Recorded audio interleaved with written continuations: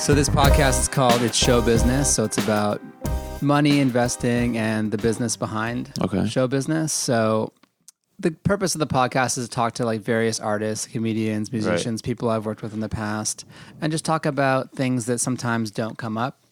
And for me, it was really inspired by this one conversation I had with this one rapper who got a $300,000 advance. Jesus Christ. And he bought a $275,000 car. Sounds about right. No taxes. No taxes, no like planning for the future, no understanding there's recoupment of that money and all those things. And what? Also me just like as I started getting into comedy, understanding like how terrible the business model is. Like that's brutal. There really is no business model. No. Like it all started for me like when, do you know Tayour, the comedian from the Laugh Factory? I see his thing on the marquee every now and then, but I've never met him personally. So I used to work for Wiz Khalifa's label, and he was friends with Wiz or Wiz's DJ or something. Right. And then he's like, yeah, let me show you around. So he took me around to all the comedy clubs and said like, oh, this one pays you $12 a set. This one pays you 15. And at that point I was like, food. and I was like, no, I can't do this. Yeah. And then, but I couldn't, I already had the bug by then, so it was too late. Yeah. It's something where it's like, we don't get into this for the money though. Right. So you get into it to joke around and then you like it, or at least, you know, that's why I just like doing it. And then you realize, oh, there's like zero money for a long time. Right. Because I know friends who are doing very well. Like the kid I opened for, Drew, just like you see there is an end of the road, but it's so far away. And what we have to deal with up until that point, even people are talented, but like in our position now, like feature work, like spots around, I made $25 on Sunday, which I was like thrilled about because I just thought I was going to get food. It feels good to get paid anytime. Why don't you tell us a little bit about like who you are? Oh, like... okay. Hey, I've been doing stand up for Matty Chymbor, by the way. Take notes. No, I'm just kidding. I've been doing stand up. November was 8 years. So I started, I tell people I started in LA, and I can argue that point, but I technically did my first set in Massachusetts. I lived in Connecticut. I grew up in Connecticut. Knew a kid who did stand up. We worked together. I was interested. He was running like it wasn't a comedy festival, but it was like something similar. I don't know what it was. Basically, he gave me time, did a set there, did some open mics in Connecticut. When I say a couple, it was like 3 over the course of like 2 months. So got the bug there, then moved to LA for grad school, did that. Took like 6 months off of stand-up, and then once my first semester was done, I started doing that. So since then, though, yeah, like I can argue I wasn't grinding as much, but I'm not a person to like be like, it's technically 6.5. I just say, November was 8 years. So now I'm at the point where it's getting better as far as doing feature work. Right. I am starting to make money now. Not a lot. Like on the road, you get $100 to feature, $100 a show. And I think that's even debatable if you're at like some clubs, like I know they just screw the feature over if they don't go with the headliner. Luckily, I go with the headliner more times than none. So they kind of write me into the contract, get $100 a show. And then, luckily the headliner that I open for gives me money too. But I also help him sell his stuff. So it's like, You're part of his business model. Right. In a weird way. So it's like, I get money. It's not enough to live off of by any means. Like it's just good spending money because I do work during the day. So, but that's like the scary thing where it's like when I try to make a plan for myself and look at myself as like a business, I'm like, I'm so far, and I try not to beat myself up because something can change tomorrow where I could be the hot commodity. But like right now when people are like, oh, when you need to quit your job, I'm like, I literally have no idea because I'm not a person where I'm just going to quit and figure it out. Like that's not how my brain works. Yeah, it's not necessarily going to be like, oh, now I'm going to put my lunch breaks I can write, and then I write bangers because I just stayed home from work. In actuality, your income will go way down, your Netflix consumption way up. Yes, and my bank account very way down. So like, yeah, it's just like I'm at a point now where it's good. And, I keep just getting out there and getting good reps and stuff. And I feel like the silver lining of all this is it's cool to make money. It's cool to travel. I'm around people who are successful doing it. So now I'm getting exposed to people who have made it. And I hear their story of like, whether you get a TV credit or this, there's always like a little seed that propels you to a level where every equation is the same though with them. It's getting in front of a bunch of people and gaining a following and having that at your fingertips so people come watch you. Right. So like, that's where I try to simplify it as far as myself, where money is not a thing right now. It's how can I get a following or an audience as fast as I can so then I can use that as leverage for these clubs to let me headline and then you make more money. Right. Because until then, we're nothing. We're like it's like I'm working for somebody. When you're working for your boss, he dictates your salary. But when you're your boss and you can control and you have the leverage with your clients, this, that, and the other, that's when you can like... Right, you got to be your own man. You literally have to. Joe Rogan, the ultimate example. Dude, exactly. And like this day and age with like Instagram, it's very possible to do that. Like all our friends, like Trevor Wallace is a perfect example of that. Like Brandon Wardell. Who's that? Brandon Wardell. I don't know him personally, but I do think he's funny, and I don't follow him, but I know who you're talking about. Yeah. But like these kids, like, and that's where... I don't know if you feel like we're still young enough where we're involved in Instagram, but like I don't put out enough stuff. Yeah. And I tell myself, I'm like, you're the reason why you're not getting followers, because I have weeks where I'm like very active, like posting this, that, and the other. And then I have weeks where, you work too during the day. Yeah. I'm just tired. Yeah. I don't like try to do an Instagram story being funny when you're leaving work mad. Yeah. And especially if you have to edit it later or something. Dude, It's like, even with my podcast, like if you go to my apartment, I have a nice mic, I have a camera, I have all the stuff. I've done one. I used to record them. See, this is the problem. And this is where like I try not to beat myself up. So I try to find what works with my schedule. So like I used to record my podcast in my car when I was driving to jobs. I do construction management. That was a different podcast or the same one? It's still the same one, but I was like, I need to. So like this is where I try to hybrid how I have to get to the next level with what I'm already doing.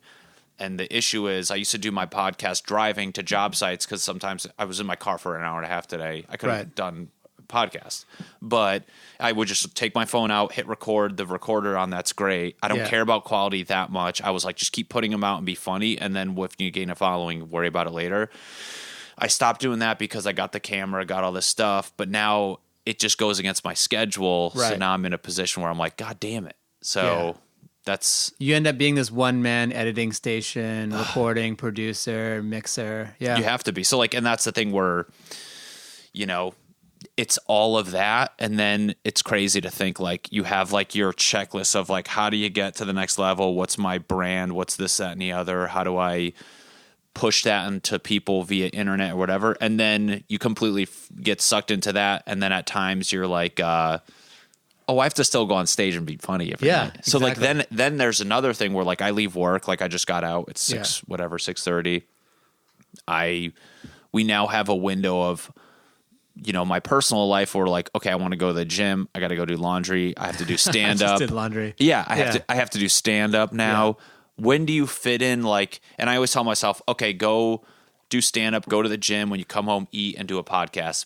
And then you don't factor in energy levels of like, I'd still want to hold myself to a standard of like, if I'm going to put content out there that's going to represent me and want people to follow me, I want to be like into it. Right. And like for me personally, like I hate not doing stand up at night because I feel like at the end of the day, our talent is still more important than the stuff we put out there. But I'm starting to question that in a weird way. They kind of like your talent gets to a certain level and then like, okay, just like you said, when we started, the following isn't quite there. So you kind of have to work on the following. And then you got a little bit more following, but then like, okay, I got to get back on the talent thing. And you just kind of keep building these levels to your career. I try, and I'm such an advocate of I'd rather be better on stage. See, I have this theory where I'm like, if you're good enough, they'll follow you regardless of the crap you put out. And I've seen it. Yeah. Like everybody has these like theories and methods of Instagram, and I post this every third day and this and this, and it makes it more attractive. But then I see people they're just so funny, they can post trash and they get a following. Yeah. And you I have feel to like be good or engaging, or so people that's what, have to like you. So that's why I can sometimes reason why I don't push the content side of things as much as I should. But then it's all like this paradox of like, then I beat myself up for like, you're going to be working until you're 40 because you're not pushing this thing. Right. So now I'm in this like rock and a hard place. Do I not do stand-up 3 days a week and do sketches and content to get a following? Or do I just keep doing stand-up and keep opening and hope that some magical thing comes out of nowhere and just gives me a chance to like get at a level of like way more than just featuring? And it adds to your stress level because you're like, I'm starting one brand new business, which is my comedy. Right. Now I got to start another business, which I got to produce sketches. Which, like, who the hell said I'm funny? Doesn't mean I can edit. Right. Doesn't mean I'm like a computer. Like, yeah, I can do that stuff. I've done it before. Yeah. But it's like, doesn't mean I want to do it. But then again, I'm like, I hear all that like bullshit Jerry Seinfeld, like, you got to treat it like a job. And I'm like, ugh. Yeah. You do. And like, it drives me crazy. I mean, you could be on like a huge sitcom right now. Your day would still be occupied with a job. But at least that one at least that you're in front of an audience of viewers and people where now you to the club, you're the guy from that thing. Right. I'm not getting booked because I'm Matt from Ellie Waters Construction. Sorry to name the company. No one's coming out like, I'm not getting the guys in like work belts coming out being like, this guy. Yeah. No. So it's tough, man. But like, and that's the thing. I'm like, I stop caring about the money because when I do open for Drew, I just see like, you can't worry about it on a day-to-day. If you worry, you'll just drive yourself crazy because it's like an S-curve. It's going to be nothing. All arts and entertainment, content production is like nothing, everything. And that's the thing. And that's a problem like where I'm more driven towards the freedom of that just being his day job or like that being my day job and that living that life of like being in front of people who want to watch me. The money, like, thank God I have a job where I can live out here and not be like a barista, nothing against that. But like, so that's where it's tough. It is like, not to like complain about something like a good situation, but like even opening for somebody like that, it's like, it's hard because you do those weekends and those shows and you're like, that my career is so far from that being my show. Right. And you're like, and then I come back to LA and I do this like open mic and I get, you just get like disrespected left and right. And I'm like, hey, back to this stuff. Or I'm at my desk and I feel like I just black out and I'm like, I've brain tumor thinking I'm performing on the weekends at these great venues and, but it's so far and it's so not far. That's a scary thing. And it can tomorrow. You don't really know. It's just like we're operating in this fog and then like one day the fog could open and you're in front of a pile of money and an audience that loves you. Yeah. Or something goes. Right. I mean, virality is kind of dying. Like you're not all of a sudden going to have this viral video the way you would like 10 years ago, maybe. No, and even when you have a viral video, it doesn't mean they care. They like the video. They don't care about you. Right. That's a weird thing with like viral stuff where it's like, I see kids' videos go viral all the time and then they still have 1,000 followers. Mm-hmm. You know what I'm saying? Because no one gives. I just had a tweet go viral where it got like, this is not even me bragging, but I got like 1,400 likes and like over something like crazy number of like likes and retweets and all that. And I think I got one follower. Twitter's kind of dying. Twitter sucks. Yeah. I did start tweeting again yesterday. I'm like, I'm going to tweet something every day. And I did actually, I Googled like, when is the best time to tweet? That's hilarious. It was like between 12 and 3. So I was like, all right, between 12 and 3, I'm going to tweet something. I'm going to eat my sandwich. Yeah, exactly. At lunchtime, I'm going to tweet something. All your tweets have to do with food and lunch now just because that's always and I gained mind. like 5 followers this week. It's just being, and that's the thing. It's like, it's just being in people's faces constantly. Like that's all it is. Like that's like anything though. It's like, because everything you do, like that tweet's long gone. And like that post is long gone. Exactly. So just like you just kind of keep your out chipping away at your and audience. And they just see you active. It's like, imagine going to a channel that, back in the day when it's like, remember like after like 2 p.m. it just gets fuzzy. Right. Like why are you going to tune into a channel that's fuzzy 20 hours a day when you can go to the one that just has trash, but it's still something all day. It's on. Yeah, it's on all day versus like my stuff. And, that's Have you thought about developing a late night set? I've thought of it. I still like when I do shorter sets, I try to think like, okay, what's my best jokes that I can put in there? Because I know obviously late night you got to be clean, and I feel like I have a lot of jokes that would not necessarily be good for late night, but I feel like I do have stuff that I can make better for late night. But that's another thing where I'm like, even people like I would love to have that opportunity, but at the same time, it's kind of like a thing where that doesn't make or break you, and I'm so driven towards like what can get me to that. I think it adds something because then it's a credit. That's awesome. It's a credit. It's a great credit, and it just you can drop into like friends and family a little easier, or like right. Everything is just like a little bit more. Well, you have that legitimizes you in a way. Well, especially in comedy where you need the validation. Right. There's validation where your peers just see you and your peers know you, and that's one thing in like LA where I noticed people started doing better when the community of LA was like, okay, we're cool with you. Yeah. Like for a while, like people, you can do well at 8 of 9 mics, and that 9th mic you suck. They're like, I told you, I knew he wasn't good. But after 8 years, like you notice the applause at mics coming on stage is a little louder, and then you start doing more people's shows. But so there's that validation. But then going back to like actual credits that'll get you on like good lineups like at the Improv and stuff, that'd be amazing. But I think right now like there's like I feel like there's so many avenues though. Like you're like, and I feel like I just start to lose my mind at times of like which one is the most important for me given my time frame, like after work, given my workload, like trying to play to my strengths. That's like a big thing where I'm like, I can do all these things, but I'd rather focus on what I'm genuinely good at. Right. And you have a lot of momentum with the Drew Lynch thing, the touring. Like I always see you like in front of some improv sign somewhere in the country. Just thumbs up. Yeah. But see, it's so funny. Like the grass is always greener. On my way here, I'm on YouTube or Instagram, and I'm seeing like kids who started, and nothing. I think they're all funny, but like just people who are like 4 years in, like all over Laugh Factory page, and I'm like, how do I get that? But then I literally said to myself, I always want what other people have type thing, and I'm sure people see my thing. Like, when there's I'm posting 10 people right now, or maybe more, being like, how do I get where Matty Chymbor is? And it's like it's always like that because. It's funny, a kid that was posted on their page, he's awesome, he's super funny. I talked to him about, hey, I just did when we did the improv mic, I was like, dude, I just did that, I got set of the night, all this crap. And then he in turn was like, how do you do the road? Like, and we were both like asking for each other, and I was like, but because you can't really know it all. No. Like, how are you going to know the ins and outs of every single avenue when there's like... I don't think you ever do. That's what I'm trying to like tell myself, and that's why I'm like, 3 things, just go up every night. Like seriously, I try to go up once or twice, at least twice a night.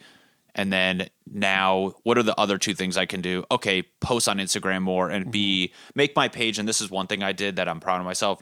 My page looks like I'm a comedian. Yeah. For a long time, it was like a guy who's on stage every now and then who takes pictures of food. It was like that, yeah. And now I'm like, and I'm like, now it's strictly comedy related. Yeah. Maybe here and there, it might be something that's vague, but it's not like taken away from my image. But I'm like, no more like me and the family, which I still did a few, but maybe it's like on a holiday where it's you get like a mulligan or something like that. But it feels like there was something with your socials where you're like, I don't care if it's cheesy, I'm taking a photo in front of the improv sign. I don't care. Like I felt like you just kind of went like, I'm going to show everyone what I'm doing. Well, that more than you were previously. And like all my like stupid poster that I put up with the B, I don't know if you saw it. Like you like, and a manager said one time, they were like, post everything you do because you never know who's watching your page. Right. So it's like, I know to my peers, they're probably like, okay, Matt, like we get it, but it's like,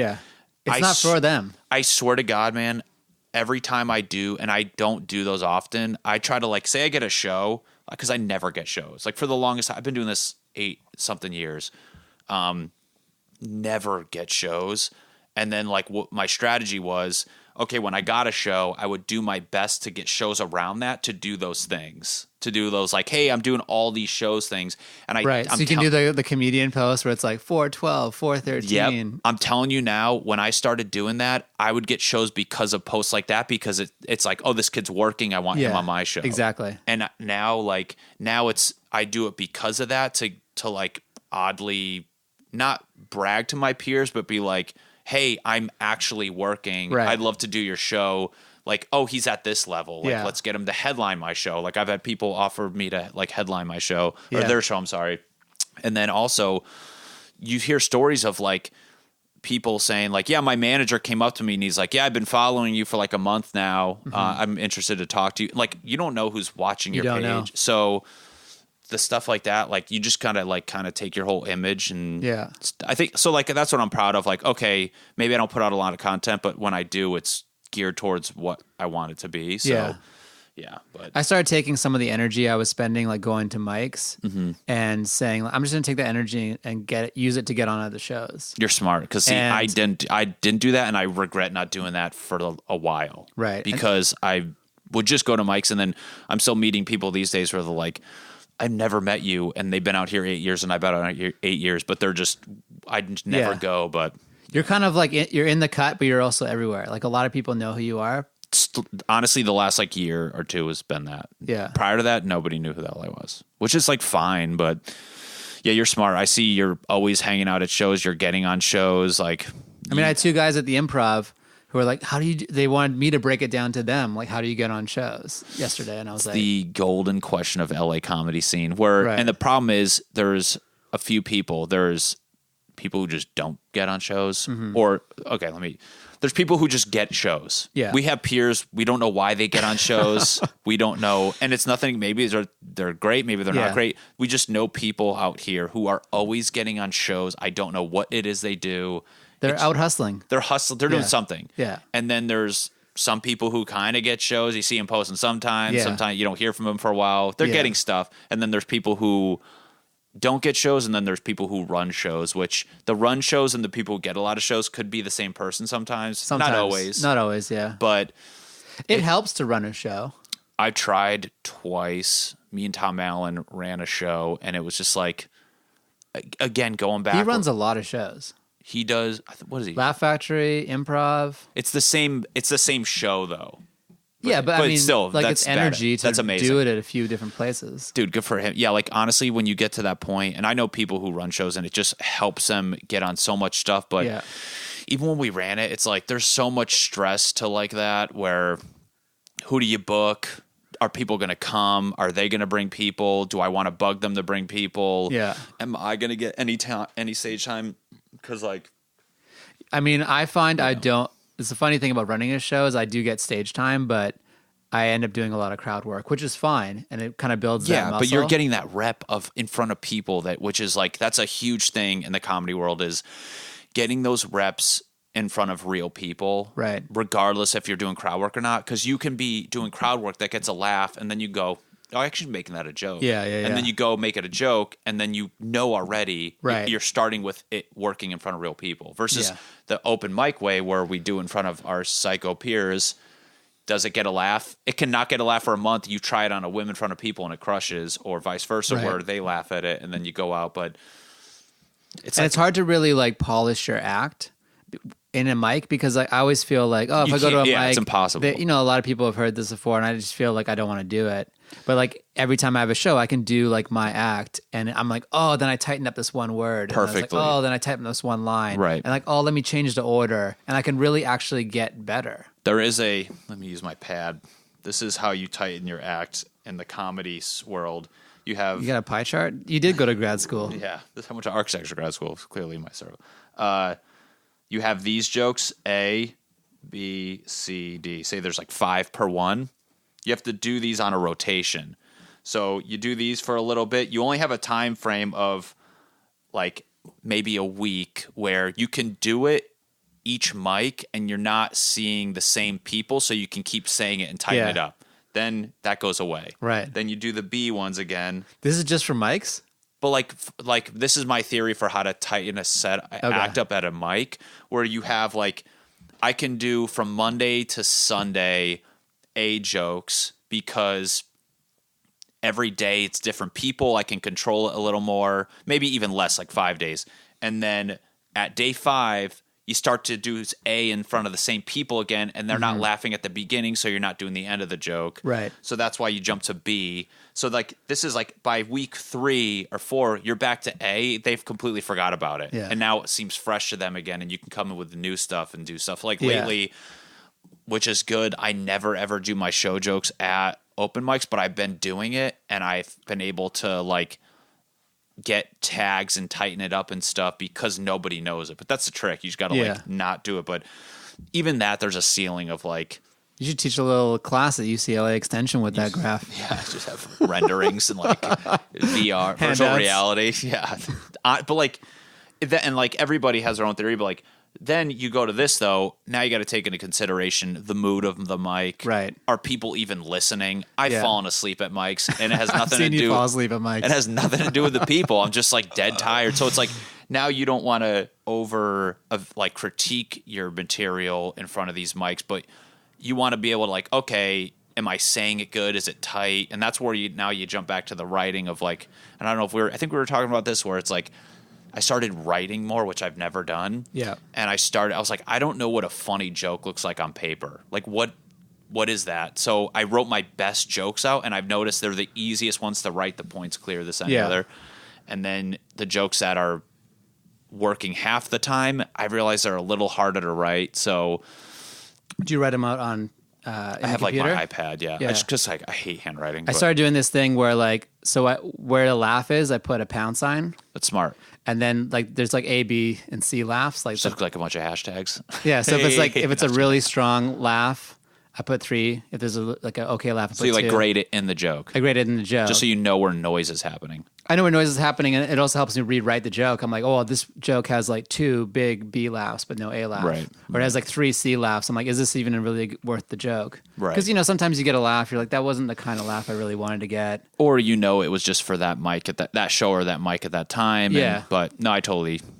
One thing I noticed too by doing that, and then I wrote down one of my favorite comics. I wrote down one of his like favorite jokes of mine. Like, I'm not by no means stealing or anything, but I wanted to see like what's a professional comics joke look like on paper. Right. And I noticed his setups were on average like a sentence or 2 longer than mine. Yeah. Didn't seem like it listening. Yeah. And I was like, oh, maybe I can add like just another sentence of information to the setup. Right. Because that'll get people on board more. And it seems like it's working, like as far as like people just getting the punchline easier versus like because they always say like, oh, trim the fat, but then you get to a point where you can trim it too much and then there's no laugh because they don't know what you're saying. You're not invested in it. They're not invested, or it's not enough, because you got to think the whole point of a setup is to get people assuming this, right? And the punchline's that.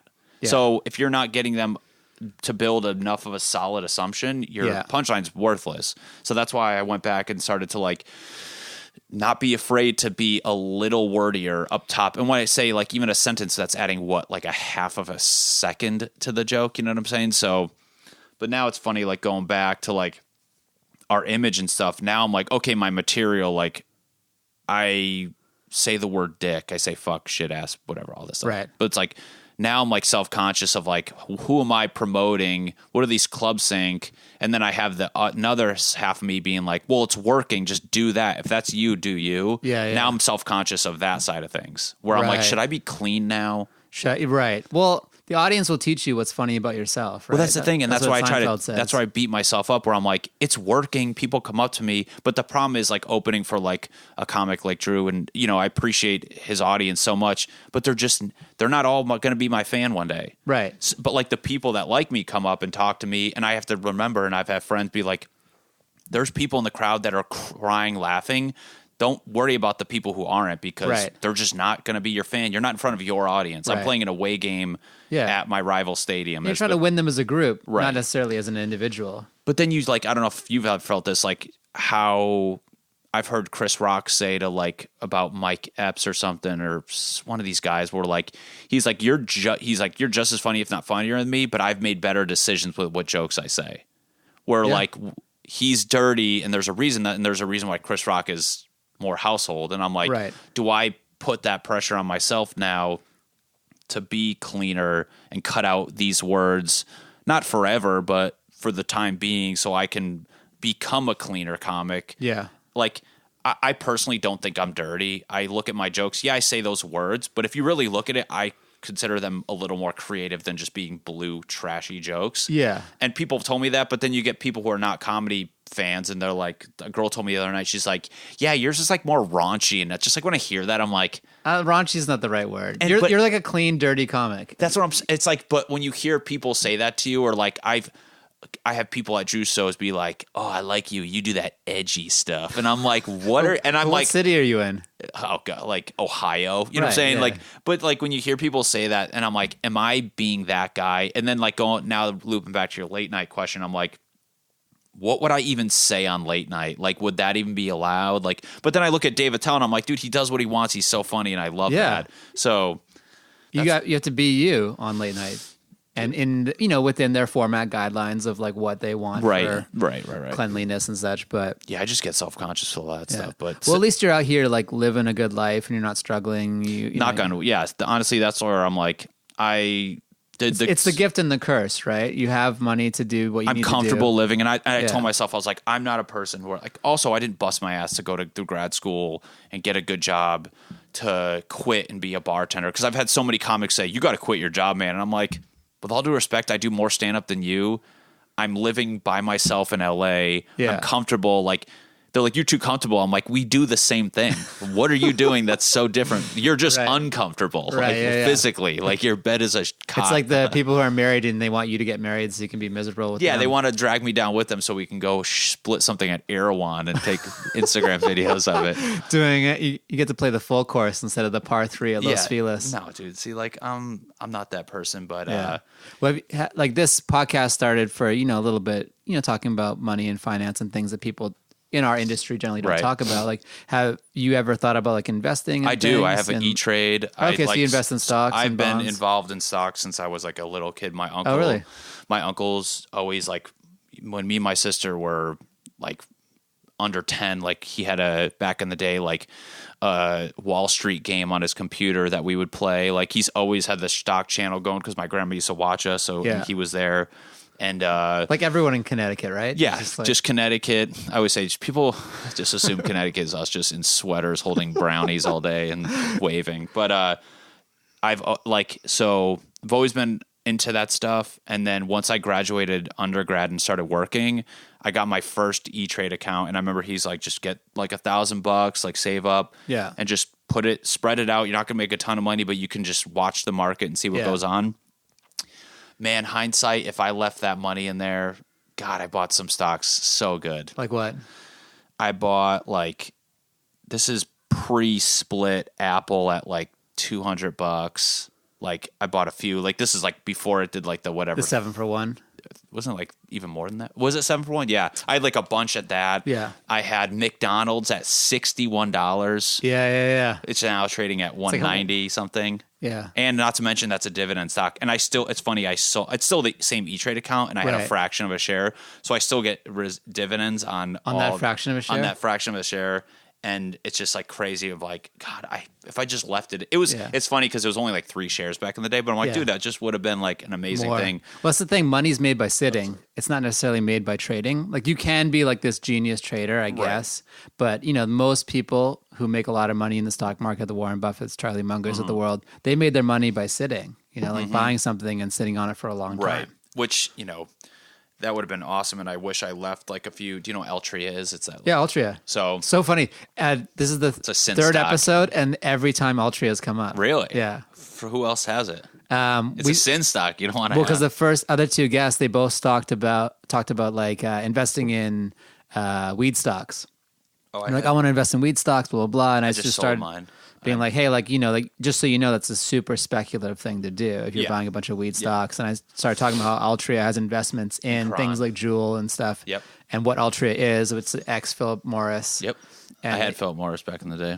Okay, so you didn't mind supporting. Well, so the problem is, like, my family's always had it. They're like, here's your portfolio. You're not doing anything against the bias of Connecticut. No. Philip Morris holding sweaters. We're all laughing brownies. as people are ripping cigs. Keep it going. But like back in the day, so yeah, like they always told me, oh, these are our stocks. Okay, I don't know what it is. This one's doing great, making a ton of money off it. Yeah. But like when I had my E-Trade, I just immediately mimicked my portfolio that I had. That's mine, but it was under my mom. So I bought Altria at $19.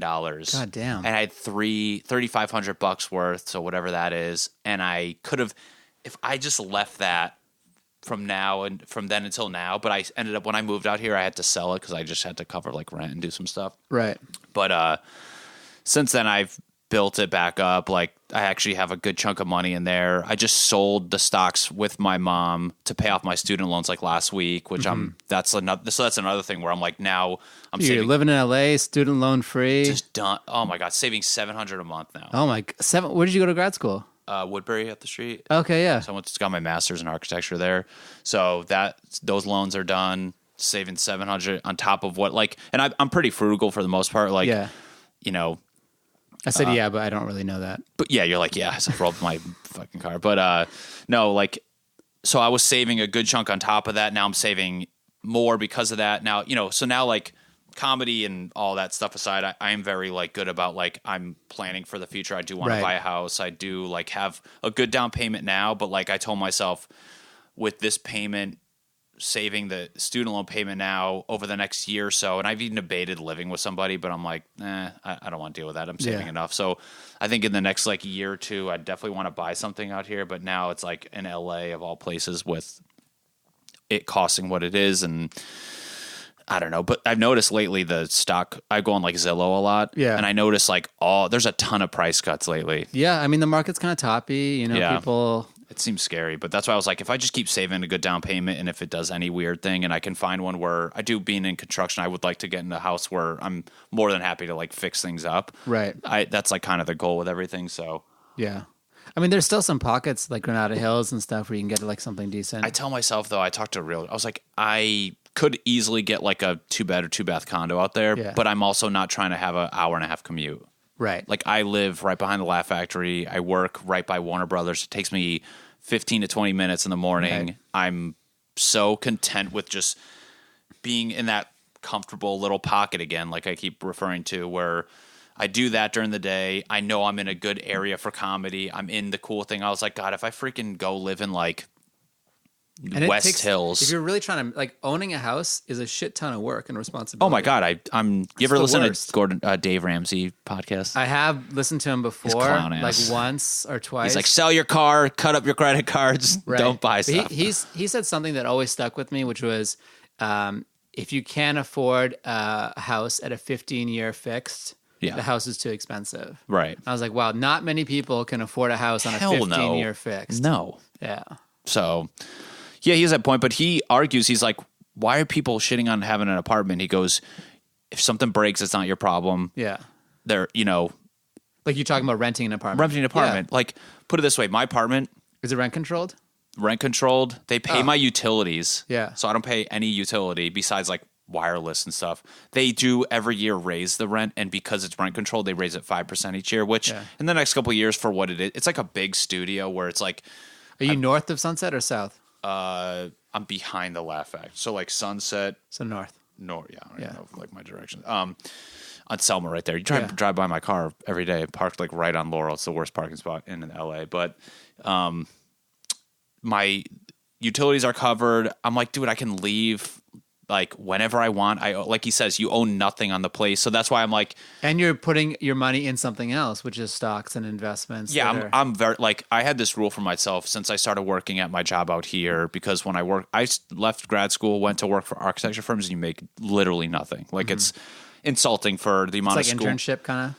Like a little above that, but like for the amount of schooling you go through and how much clout that degree has, and you're just like disrespected, and you get paid. I was making like $45,000 a year, which is like, you know, nothing after taxes. Not to mention I owed student loan money and living in LA. But once I started working in construction, which is like 1,000 times better, I had a rule. Every time I saved up to 10 grand in my checking account or savings, I took 5 of it and put it in my E-Trade. Right. Like, I enjoyed it because I loved watching my money do things and this and the other. And again, I mimicked any because of the success of my portfolio with my mom, I was just basically investing in either things I had with her or like Amazon or like big companies that I was not going to be like opening up my E-Trade and freaking out about. Yeah. So like for a while, I just kept $5,000, boom, save up, and then kept doing that. So now like I still try to do that to myself. Maybe not so well, maybe now more so because I'm still debating if I want to put what I save up in a savings or roll the dice and put it back in my E-Trade, so then potentially my down payment can be way bigger. But right. And also I like with Dave. The thing about the market though, like anything you need in the next 5 years, if it's in the market, you could be pulling it out at an inopportune time. Well, that's the problem. Especially now that like savings accounts are like 2%, right? Which is not bad at all. No, compared to where they used to be, right? And my mom, she's a manager of a bank in Connecticut, so like she's Connecticut. So we learned something. Be born in Connecticut. Be born in Connecticut. E-Trade accounts. E-Trade accounts. Boats. Your mom owns the bank. It's Bank of Chymbor. No. It even sounds like a bank. It really does, actually. She's been pushing that, which I kind of agree. Although I told myself if I'm going to put it in anything, it's going to be just dividend stocks, and I'm debating not doing the reinvestment, so then I can at least be pulling money out of it. But I don't know. I don't do the drip reinvestment, like the automatic investment anymore, because I figured like at a certain point, like I want to make the choice. Like I don't want it to be automatically invested in a stock that's already super high when I can make the choice to allocate that capital. You do save on the transaction fees from the drip, and if I've been doing really not paying attention, it kind of grows a little faster. My Altria, I've been having in that since 2014, so I just leave it in there and it's just doing whatever it is. Right. But it's you walk by a smoker, you're like, suck it up, buddy, suck it up. Let me light that for you. Now it is a pretty bad thing, but then lately, actually, I got the weed stock bug bite or whatever you want to call it, and I invested in. I made money on a few. I knew they were very volatile, so I like sold them quick. Yeah. And then most recently, I got that Kronos one, and I bought it at like 11 and sold it at like 17.50. What are you doing to make your investment decisions? Are you just saying like, oh, I like this company, I believe in? I try to act like I researched it a little bit. I do look it up. I try to like read a few articles or something. Yeah. Like I'm not somebody who's like looking at the analytics of it, but like obviously I'm not a dummy. Like if it's already trading at its all-time high, I'm not going to buy it. I'm not, I'd rather watch it pull back a little. But with that one and knowing like Altria invested in it and all this stuff, like I just wanted to like, it was money where I'm like, let it go. I want to see where this goes. I think it could be something one day. Right. I know it's volatile and it doesn't know what the hell's going on, but it is a thing where in 10 years I can be like, holy crap, I made a ton of money on this. And if it goes to zero, hopefully it's not a big percentage of your portfolio where it really impacts you. It's not to sound douchey, but yeah, it's like a good chunk of money, but it's not enough where I'm going to be losing sleep. Percentage wise, like right. If it's low. But, cut to, I just sold it recently because I sold the stocks with my mom, and there was a residual that I needed to make up, and I freaking sold that, and I sold half of my Comcast, which is doing good, by the way. Yeah. It was sucking for a while, but then it's back to a good number. But I sold half of the Comcast and all my Kronos, I'm actually happy because Kronos is now at like $15, so I'm like, I can technically buy back in. And I even need the money, but I was like, I'm actually happy I pulled it because I made like $1,000 on that one, and then I try to like be super responsible, and I think all like that side of me and like the working side. My mom is like very like go to school, get a good job, save your money, be frugal, don't do this. And then with comedy, it's like hard because you got to take the chances, you have to roll the dice. Yeah, and I think small. I mean, you got to pay for yourself to go to a show. You got to support, which is good now because I could afford it. But I think when there's going to be a decision one day, and I'm really hoping it's a smooth transition of me becoming a woman. No, I was kidding.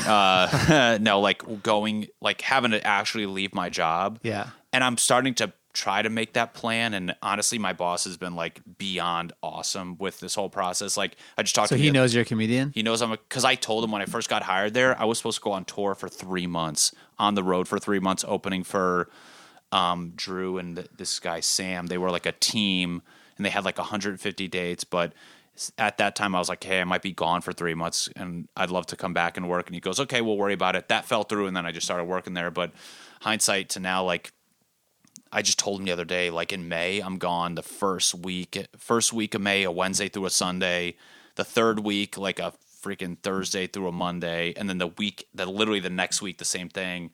And I'm like going in there thinking he's going to give me shit. And he was just like, yeah, just do whatever you want. Like I designed our company's new office. So he's like, yeah. Can you work remote?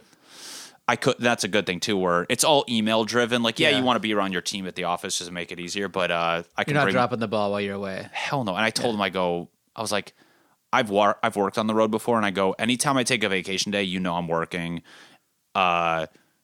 I'm on the phone all the time. Even sick days I work. I can bring my tablet. And I tell him, I'm like, the road is not glamorous. I go, I sit in a hotel room in the middle of nowhere. Yeah. I want to work. I want to be busy. And he's like cool with it. So, but it's a lot of time to kill.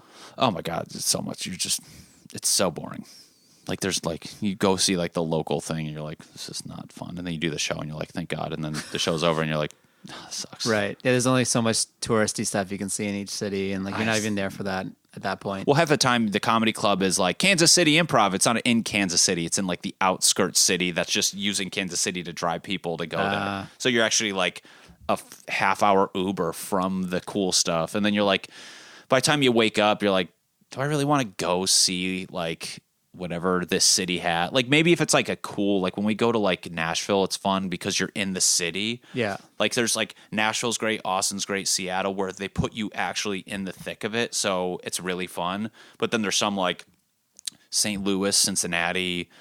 Some are just like, Jesus Christ. Like it's so boring. It's brutal. But if you were like, let's say your company folds, the one you work for. Right. And would you go out and get a new... Yeah, it's your fault. Would you go out and get a new job, or would you just say, you know what, now's the time to buckle down? If they... Like tomorrow they're like, hey, it's been a good run. Someone burned down the building. We can't work here anymore. We're all out of business. We're out of business. I always told myself the day I leave this company, I'm probably going to take like 3 weeks, like a month off, just to like see what happens. And I think I would take advantage of that just because it's like them putting me in a position and me luckily, build. I know I can. I always tell myself, I know I can get a construction job tomorrow. Like right. I know how that business works. It's like a project manager. We're like the pawn piece and my resume is good. And I know people are always looking for a project manager. So I think I would probably say, given my tour dates right now, like lined up, I would be like, all right, let's see what can happen. Right. I'll now be more proactive. I think it would spark a little something as far as trying to get booked. I can see it in your eye a little bit. Yeah. I can call my boss now and quit on air. What if I quit on air? This will go viral. He's like, why? You're like, I'm in a garage that was renovated, not by us. No, yeah, I would probably just roll the dice. The only reason I don't leave my job is because it's just a good job and I honestly can do whatever I want and they love me. Like, it's not like I'm at this place that I'm trudging in every day. Yeah, it's a job. Like, nobody wants to go to work, but... That's how I feel about my job, too. Like, it's in the industry. It's in music, but it's in the industry. Right. I get to produce that great show there. Yeah, that's incredible. Like, and they don't stress me too hard about hours and stuff. Do they ever... What are your hours like? Our hours are like 11 to 7. See, that's perfect. Yeah. Wake up when you want. Do you feel like you can stay? Do you hang out at clubs like late or like go to shows late? So I had a show last night at Proof Rock Pizza, Mystic Mondays. Proof Rock, I think that's how you say it. It's downtown LA. Okay. It's supposed to be at the Resident and they lost their spot or whatever, so they moved the show to Proof Rock Pizza. Did that show. Then I met up with my buddy. Do you know DJ Demers? He's a comedian. Yeah. So I met up with him the other day. Yeah. So he was at the Comedy Store. And he's awesome. Yeah, and he's like, do you want to meet at the Improv? So I met him at the Improv. Which do you like hanging out at better? I like the Improv. I like them both. There's nowhere really to go in the Comedy Store. There's nowhere to go. And like everybody's like standoffish when they're in that patio. Like I'll see somebody like I genuinely know and I talk to all the time. And then I go talk to them and the whole time they're looking around me. Right. And I'm like, can you just focus? Like no one's here. Just like, let's talk. Yeah, it's more of a scene. And I feel like I'm the type of person when I go somewhere, like I'm ready to leave like the second I get there. Like I go there, like I walk around, I'm like, all right, there's nowhere to go. I can't watch the show. It's sold out. I say hi to like the door guys I know and the other comics, and then I can. At be least out you of know there. people, bro. I go there, I don't know anyone. If I don't see anyone I know, I go to the bathroom 5 times. I go to the bathroom so many times. That's the first thing I do when I go in. I go walk in past the belly room, go to the bathroom. I slowly walk to the bathroom, even though I don't have to go, in case I see somebody. And then like the worst is like when I go there. And it's like a door guy I've never met. And I'm like, do I really have to like plea my case right now to get in. And then sometimes I get worried where if I walk by them, they're like, hey, where are you going? And I'm like, I'm a comic. And like, dude, what the fuck? I know about 75% of the guys. Wow. Improv reminds me of like a restaurant more. Yeah. And I feel like less weird just going to the bar and getting a drink because it's like away from it. And I feel like people in a weird way are more friendly. And the few staff that I know there are like people I feel comfortable talking to. But even then, like, I never go to these places alone, like at all. But like, and I should go more, but like kind of going back, like at least you can stay out late. Like I can't. I wake up at like 7:30. Dude, I have 2 kids, so I got to wake up at 6. Oh yeah, that's true. You know, I'm not afraid to go. Damn it, putting you down. I'm not kids, afraid to go so somewhere by myself. I mean, I prefer to like meet up with somebody or go to someone's show where I know them already. But it was great. You know, like DJ was on his way out. I just missed Tiffany Haddish. That's awesome. But he got to see her, and he's like, "Hey, want to get some food?" We got some food, hung out. See, that's great. Yeah, like that alone, like just gets you in the environment where you meet somebody you never knew, and then you see them, and then you do their show, and this and the other. But yeah, I need to like 100% be better about. Yeah. If I don't have a show, I'm going out somewhere trying to just figure it out. If your job quit or what is it? If your place went under, would you try to just ride that wave? I mean, I totally did the transference thing where I asked you the question that I really wanted to answer myself, which is exactly that. Like, and I would give it a run. Like if it ended tomorrow, I'd be like, okay. How long what would be the thing that got you back to obviously like money, I feel like would get you. I think it would be money. Yeah. Right. But I feel like I could do it. I don't know. It's totally irrational and makes no sense. I guarantee we could. I guarantee if we did a pact where like, let's just quit our jobs and figure it out. There is something to it, but it's such a dumb thing given our situations of having good jobs and like, which I'm scared. And I swear to God, there's days where like, here's why I won't do it. Because more than the money, I feel like there's other little tent poles or like things I need to accomplish. I keep doing this the whole podcast, but that's your thing.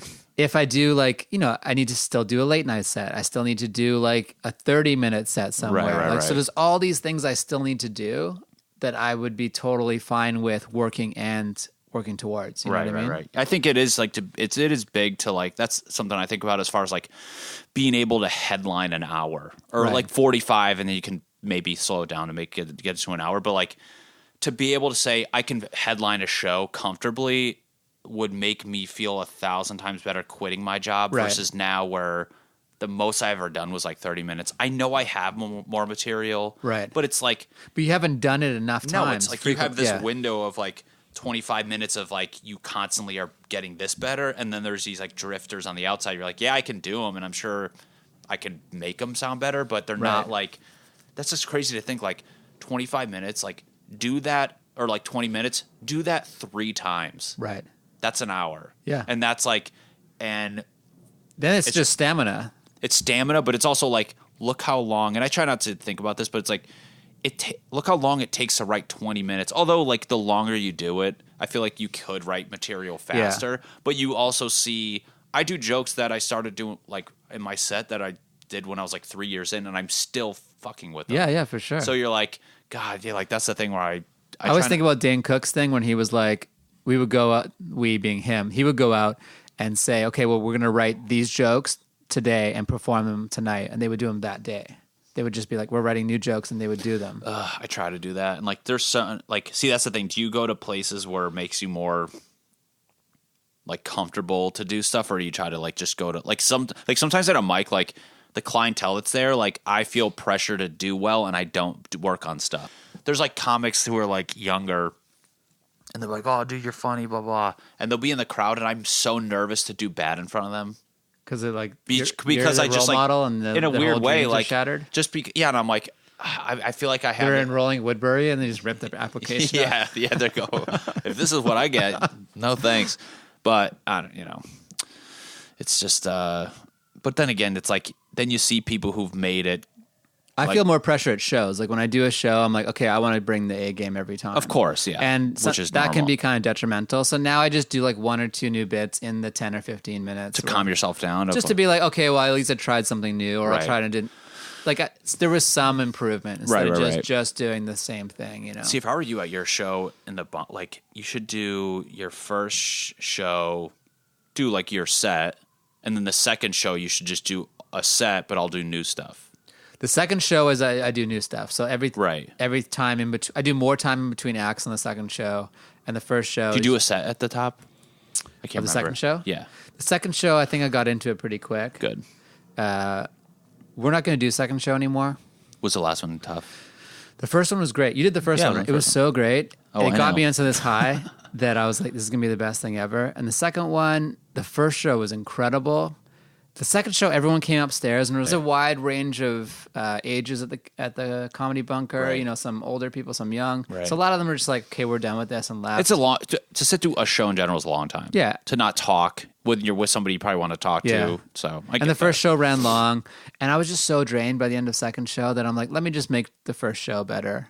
And maybe if I really need to add more shows, I'll go to a weekly instead. I wonder how you, like, is there a way to even do like an abridged, like 3 comic, like fucking nightcap thing? You know what I'm saying? Like, where it's hard to get people back downstairs. Oh, I'm sure it's so hard because they just saw, you're like, hey, you just watched the best people. Okay. Do you want to come watch people not as good? And you're more tired? Like, you know. But I don't see, when you did second show, I don't think the people were like not as good. No, not, like there was like not real, at all. Like you were great. Like Ivan Decker did the second show. Like everybody did awesome. Everyone's awesome. I thought that was a great show. I think it's O'Brien. just like you just said. It's just the people being tired. Yeah. So. Yeah, and it could have just been me again. Like I was tired, so I felt tired, so they felt tired, so they were. But it was probably like 10 or 15 people downstairs, and it wasn't worth the extra effort to do it all. But that's how I feel doing a show, because even when we tried, me and Tom Allen tried doing that show, I did 3 total, and I was like, dude, I just who's his buddy that he does the show with? John Parr. John Parr, that's right. Yeah. Yeah, they're doing great. Yeah, they're like. Were you the old John Parr? No. They always did locals only, and then one day Tom was like, "Hey, dude, you want to run a show?" And it was just like, you know, the improv space. Yeah, it was like there. So it's like you never know what you're gonna get. We'd have some that were like, out of the 3 we did, the first one was like packed. Second one was like, mind you, supposed to start at 8. Nobody's there. Wait. Finally, like 20 random kids show up because we offer them beer, and then they come in and. It turns out good, but then me and Tom didn't do like any time. Yeah. And the second one, nobody showed up. Third one, it's so like up the, you know, you have How come you didn't do time? Because I felt bad for the people who we brought. It's like we started so late that like. Yeah, I see. I wanted to get. I'm not gonna. The person who just drove. So the other comics are waiting to get on. Yeah, and the audience is late. Yeah. So, but that's why I just told myself I don't want to like. And I feel like I don't know if you've ever felt this. Well, you run a show, but like. There's some people who run shows out here that like use it to get on other shows. I don't run a show, and I feel like sometimes people like don't. They kind of look at me, and this is just my insecurities, but I feel like they're like, "Oh, he thinks he doesn't have to run a show to get on shows." And sometimes I get that vibe, and I've had people say like, "If you come, I'll book you, but you have to come." And I'm like, that means you're willing to book me. But because I'm not doing... I've never heard anyone say that. But I'm not doing If you come, I'll book you? He literally said, show up. If you come support, I'll book you. And I'm like... before the show. So come to one show, then you'll be booked on the next show? Like, but I'm like... That's like a unwritten rule, but I've never heard anyone say that. It's an unwritten rule, but he blatantly said it, and it's just like, I feel like sometimes people who run shows, and I know people like where I have friends who run shows, I can name names, where I'm like, how have I never done your show? We're literally good friends. That's part of the game. I used to take that kind of stuff personally, like, look, you've done my show like X amount of times, and like nothing, right. But I just let it go now. Yeah, dude. I don't know. But some people will like, when I try to hit them up for a show, they'll be like, in the same sentence, like, yeah, you can do my show. When am I doing your show, essentially? Right. And I'm not opposed to that. I get the grind. Do you trade for the bunker? I never do it explicitly. Right. But would you, some people like, because I know some people, they're like, I don't trade for the show because I can't book certain people on it because like my buddy runs a show up at Malibu Wines. Like it's like an amazing I've been to that show. James's? The one outside, right? Yeah. The show's amazing. Dude, he'll let me like guest run it sometimes, and it's like, but like he has that show and like a few other really good ones where he's like, I just can't trade for these spots because the venue's so important to me. Like nothing against their talent, but like he only books headliners or he only books this and the other. That's same with like the show, the Comedy Bunker. Like part of my boss likes seeing stars there, or like people he knows. You're gonna build a reputation that's gonna get that show to get talent, like.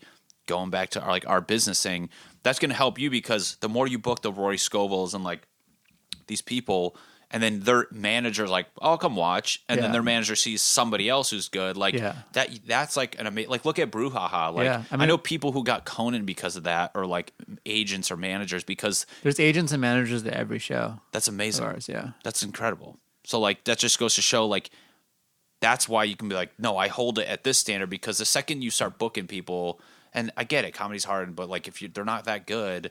And this guy's like, I'm not going to waste my time watching some open micer bust out his phone type shit. But right. I mean, I'm never going to book a show that's like several people who are not good. Yeah. You know, I try to make like you're definitely going to leave satisfied. Mm-hmm. There's going to be some people who destroy. You're going to leave happy. Right. It's a great experience overall. Right. And I learned a lot. The venue, it's all, literally from walking in and through the house and down to that area and then the show, like that's awesome. That's like a TV show where you put the camera freaking. Yeah, exactly. And so like people leave with a good taste in their mouth, and it's all like the little things, like adjusting the door properly. Like I try to kick people out of the hallway if they're talking like after the show, and just like making it feel like as professional as possible. Right. That's now going back to like with the industry there, like that's something with like us. Do you feel like how important is getting a manager to you? To me, not very important. Really? I feel like that would be a game changer. Or like somebody on your side who has clout with clubs, who can pick up a phone and they're actually going to pick up and they can vouch for you. Like a good manager. Maybe not so an agent, because agent too, I guess. But like I feel like at least a manager, like they're starting to get you like a real entity that they're like vouching for. Yeah. So you're not pitching yourself.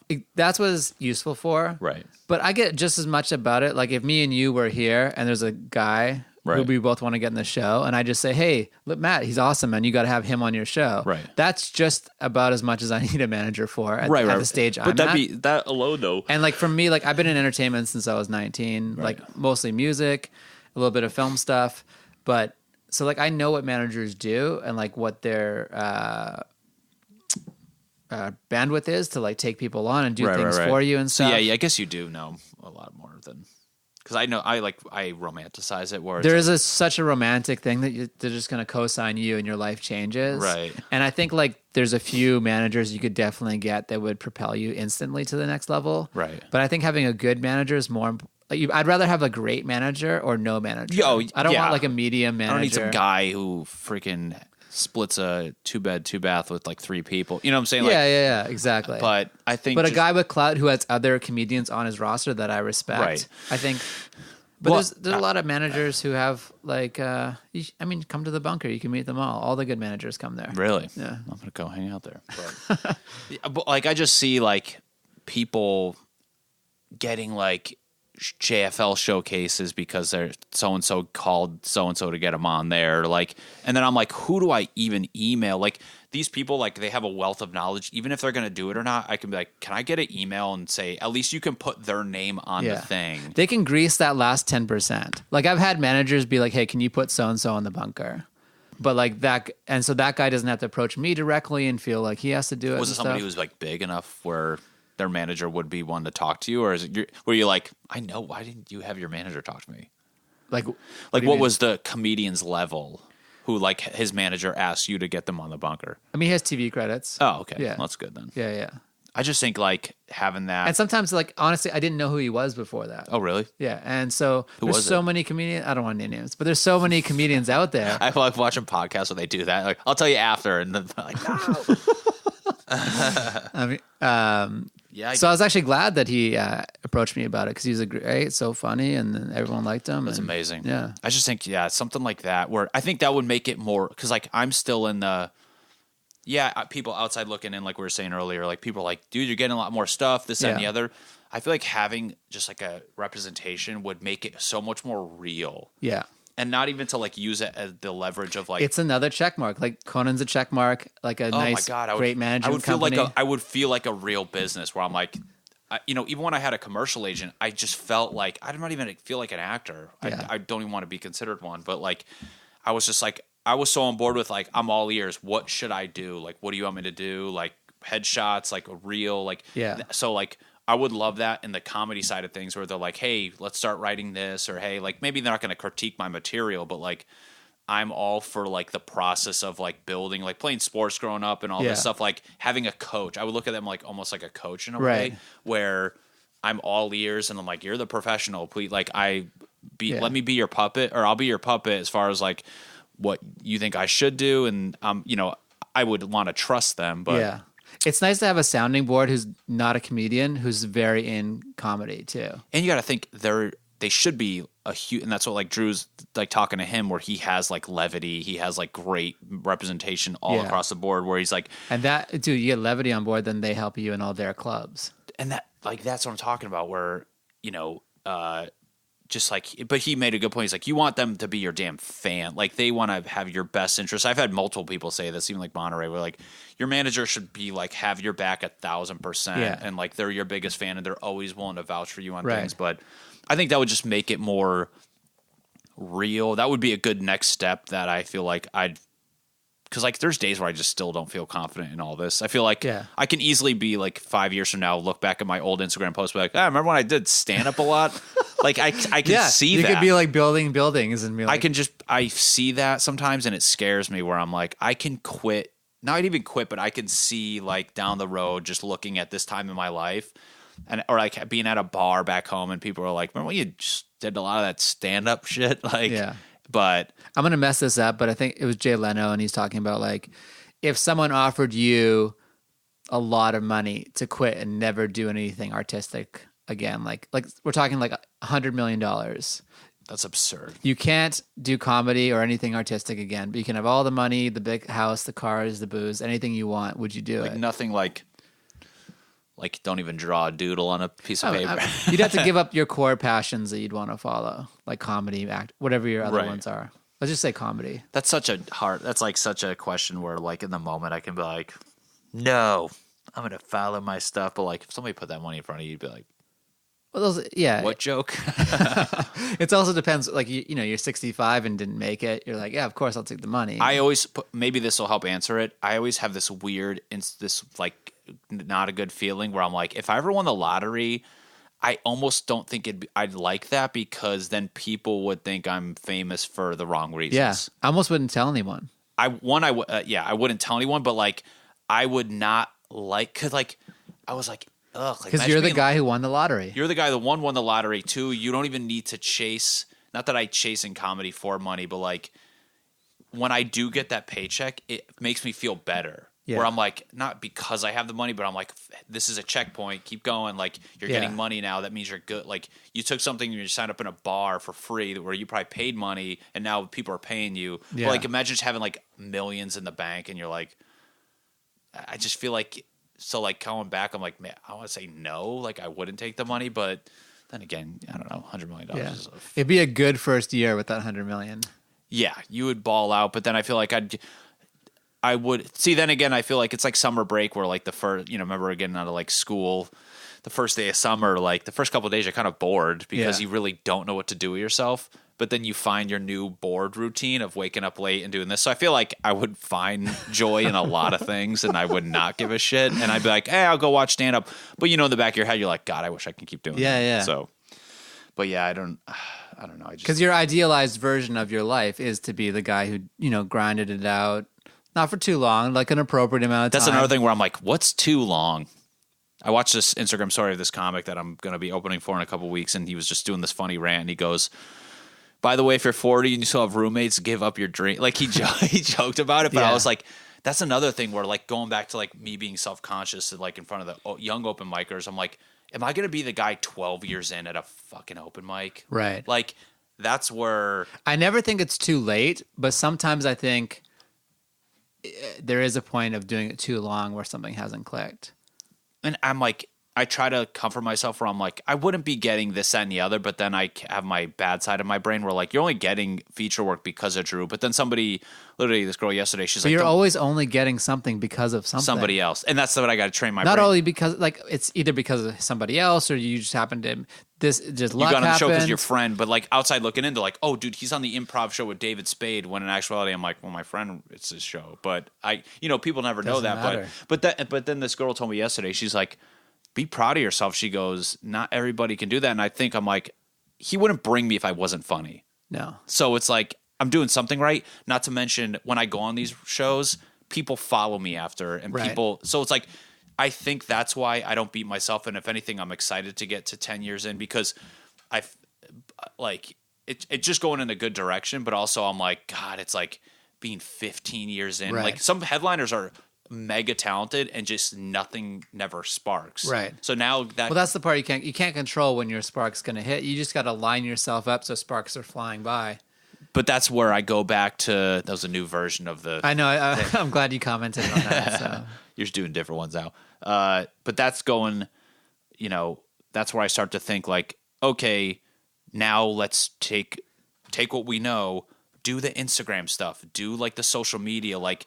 I like doing sketches. They're fun to do. It's like if I just push that, a video can go viral, can be posted on World Star or some dumb thing. Yeah. I get 100,000 followers. I'm now a headliner. Yeah, exactly. It's done right there. And then I keep it steamrolls like, damn, it's like, like Trevor. Like you only need like 3 things to go right this year for you to become a headliner. Like late night spot, some sort of like pop persona outside of your stand-up that lives on social media. Right. And some third thing that maybe like a manager or agent. You get, and those if you want to achieve those 3 things this year, you could do it.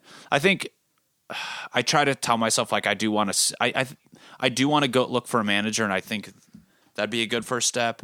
I think it's important for me to really get the Instagram thing, but like I think I put in the work at this point. Yeah, I might be a little rocky headliner at first, but I'm confident in my improv skills. I'm confident in my material for X amount of time. Right. But like, so I try to comfort myself, but there's so many insecurities still. I mean, even like the comedian documentary of Jerry Seinfeld. Like I watched that 1,000 times. Dude, it's so good.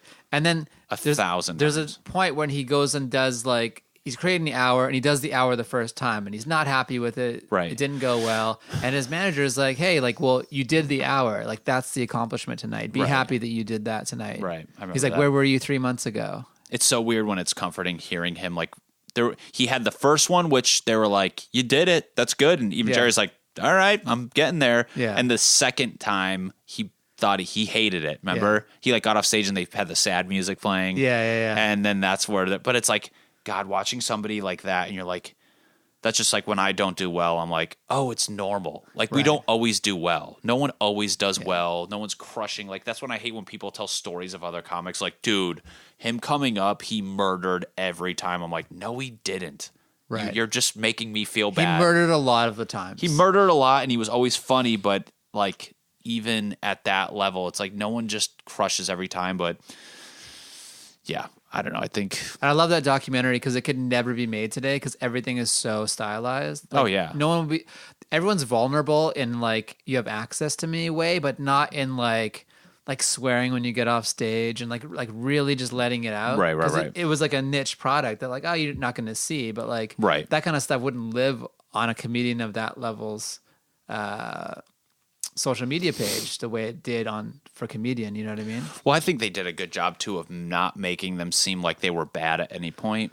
But although they painted Orny like just a terrible person. Dude, I saw Orny at the gym. Improv.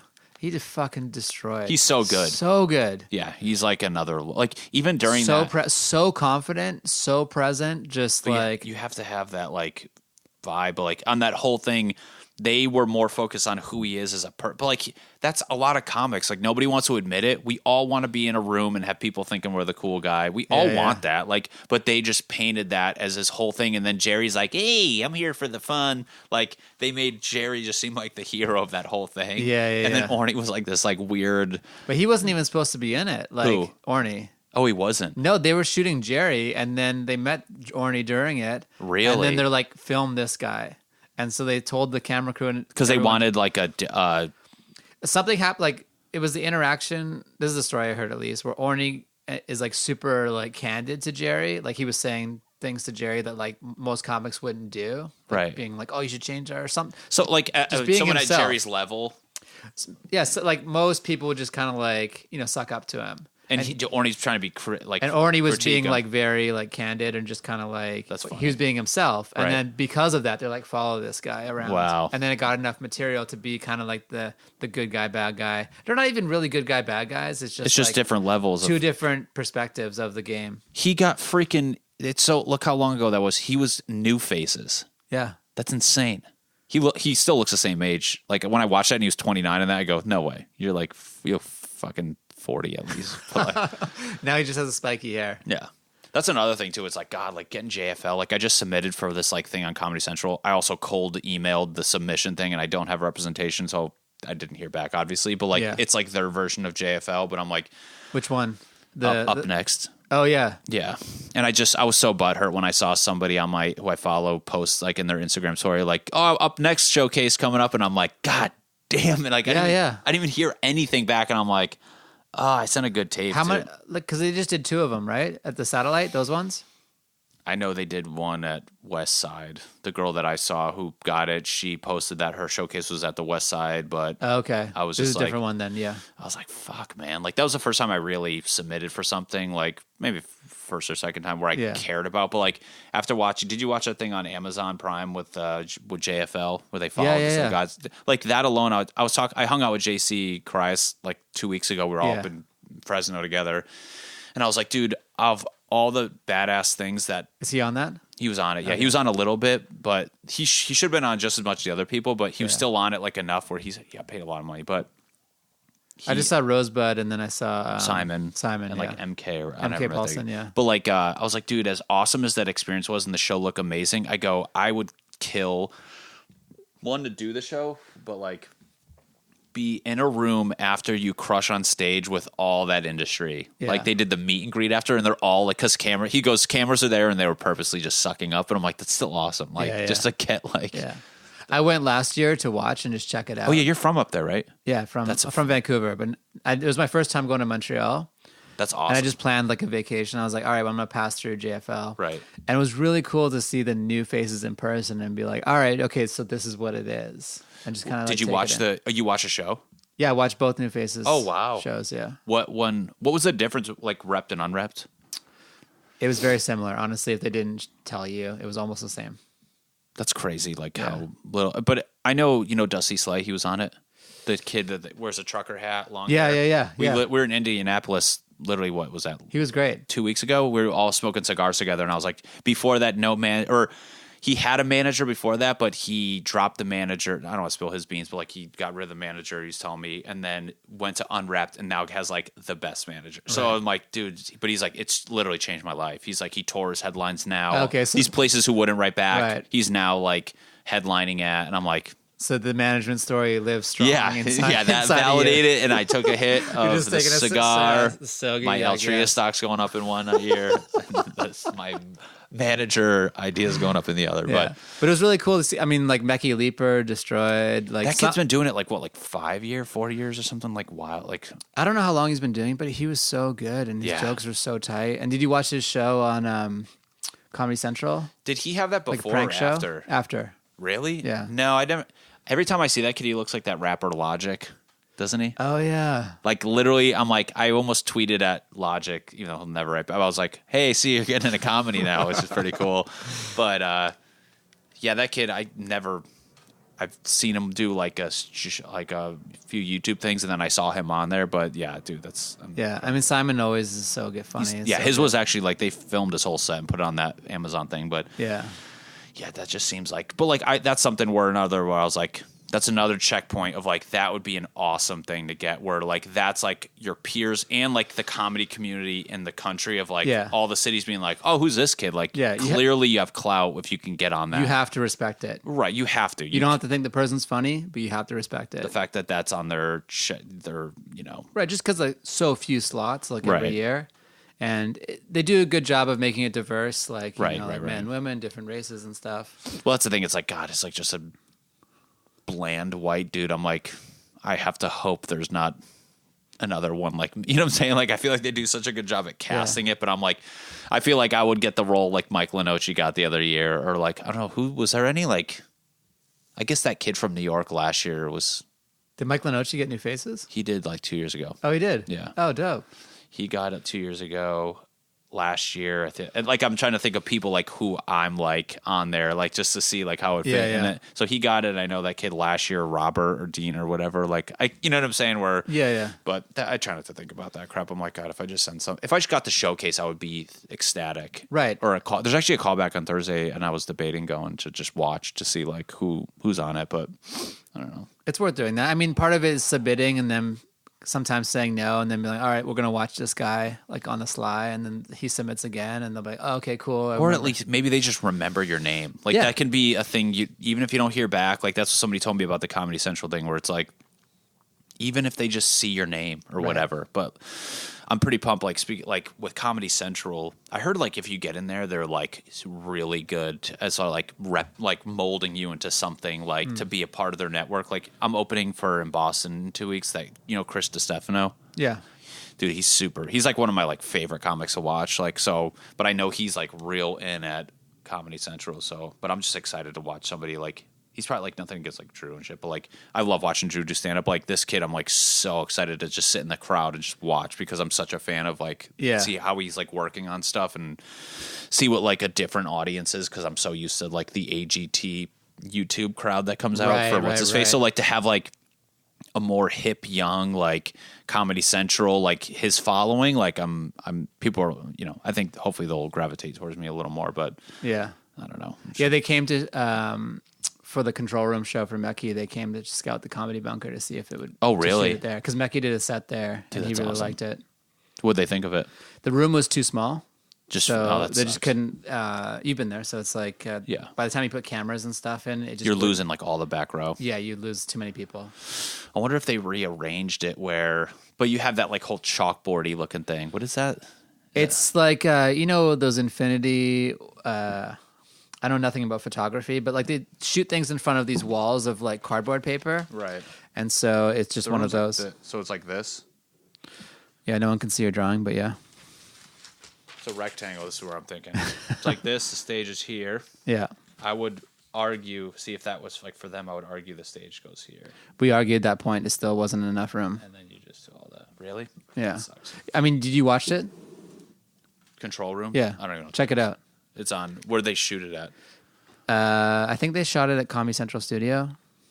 Man, Comedy Bunker, you can do some cameras like GoPro-y thing and then have one straight on. You don't need it. But then again, it's like now you got people. Do you want your? It's like it reminds me of like a Nerd Melt thing or the Meltdown. Yeah. Like it's the same thing. It's funny. I started watching old Nerd Melt, like the show. It's like Kumail and somebody.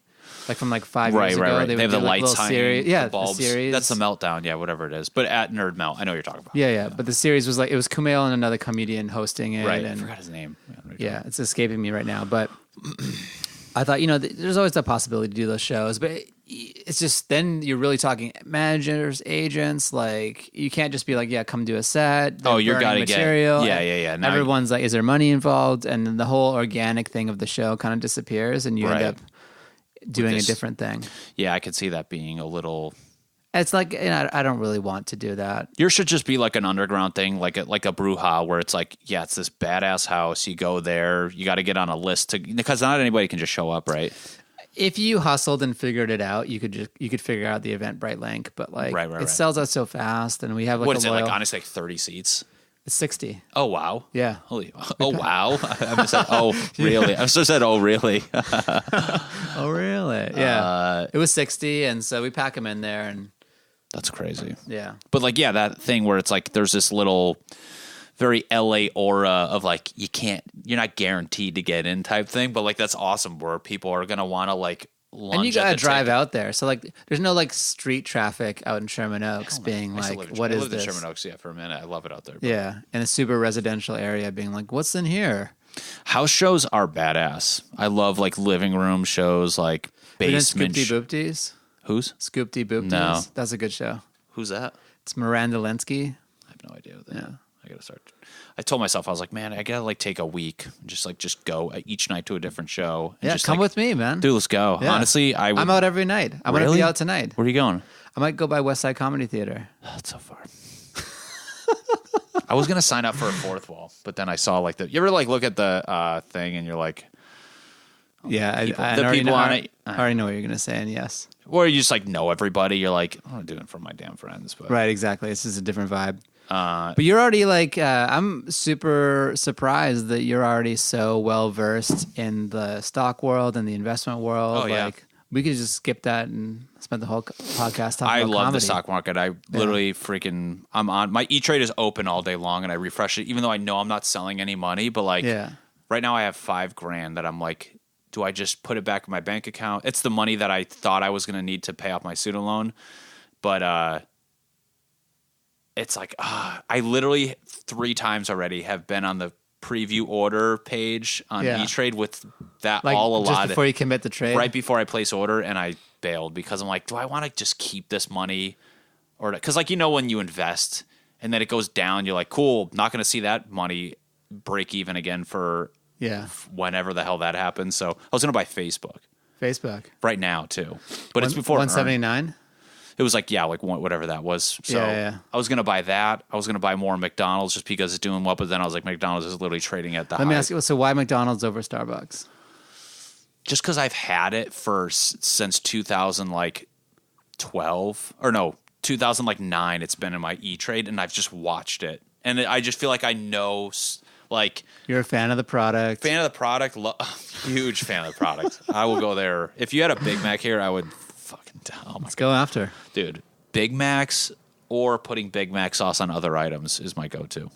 If you're in a rush, get a McDouble, put Big Mac sauce on it. That's the best thing ever. Yeah. You can do that? I didn't know that. Dude, you custom. We got to get... That's when you know you're a... You're a road dog? You know you're a McDonald. No. They closed the McDonald's in Studio City. Yeah, the Mendocino Farms is there. Yeah. Which I used to love going to that one because it was the old decor. And it reminded me when I was a kid. And it was depressing. Dude, I remember I went to Tayour Sushi last night. The place is delicious. You ever go there? Tayour Sushi. Tayour Sushi is literally right next door. It's yeah. That place with the blue awning? Is it a blue awning? Yeah, I think so. It's all wooden. Oh, yeah, it's right next to Laurel Tavern. Yeah. Best sushi I've ever had. There's another new sushi place that opened up there that's so good. We should go there right now. Is it? Do you want to eat sushi? Totally down. Let's go. Every single comic's going to hate us, like 2 comics with jobs going to eat sushi. I just bragged about having $5,000 I don't know what to do with. What do I do with this money? My God. Just breaking my phone. Is it the one that has that like encasement on it? Or is it has like wood encasement, and it used to be something else. It's still under Katsuya's brand, but it used to be like a hand roll place, and now it's like this bowl and fresh fish plate. It's so good. Is it in that plaza? It's like right next to Taro. It's like Laurel Tavern, Taro, and it all in a row. But going away, so here's Taro, here's Laurel Tavern. It's this way, or is it towards like that new Sephora direction? I don't know which order it's in, but it's like if you parked in front of any of those, it's right there. It's right there. Dude, Taro last night. Taro's fire. But going back to McDonald's, just growing up on that and eating in a McDonald's, I've talked about to people about this. My favorite thing ever. With like the chairs that sit and they spin. Just a shitty chair. Like that's why I'm like Warren Buffett goes there every morning. I'm like Warren Buffett. I'm just kidding. Not at all. But like I'm going to the annual meeting. Are you really? Yeah. That's amazing. Yeah. I had Berkshire forever and I sold it. My mom. I've gone every year for the last 7 years. Do you have Berkshire? Yeah. A or B? No, just kidding. You're like, you really know your stuff, dude. Yeah. My mom made a crap ton on Berkshire. She put a shit ton in there and it split like 3 times. Yeah. And she goes, put money in, it splits. And I go, you just got it when it split. It never's done that ever again. On the B share split. Yeah. But she made a crap ton on that. But I had it for a while. I bought it when it was like what is it now? It's like 205 right now on the B shares. I bought it when it was like 134 and I'm an idiot and sold it because I was annoyed. That's something I'm just going to hold forever. I know. And that's where I'm like, man, do I need this $5,000? Because if I just put it in my bank account, I'm going to spend it. Yeah. Not like really, but 211. That's great. Do you know who Charlie Munger is? That sounds familiar. He's like Warren Buffett's partner in Berkshire. Okay, no, that sounds familiar. So he runs this corporation called Daily Journal Corporation. It's basically like a electronic journal for other lawyers when they post cases and stuff. Right. And they do this annual meeting downtown LA every year. So it's like a mini Berkshire meeting. Right. You should definitely go to that because he's like 95 and it's so fun. Is he like a genius or something? Dude, not only is he a genius, he's a legit comic. Really? He's so funny. He's in a room of like 250 people telling stories, and the whole room is on fire. And I got to ask him a question. I was like, hey, like, Charlie, like, I produce comedy shows. Have you ever thought about being a comedian? And he's like, oh, you really know me. And then he goes into this whole spiel about like some joke, and the even bigger laughs. Just Dude, like, and he's 95. He gets on bunker. You made it. Oh my God, if I could have him on the comedy bunk. It's kind of a particular audience. It's like finance jokes, right. But knowing how much you know about this stuff, like, I would love you gotta come. Dude, I watched that. What's a stock? So and I was on CNBC because the cameras were right behind me. Oh, really? So I have a little picture of me on CNBC. Do you like Mad Money?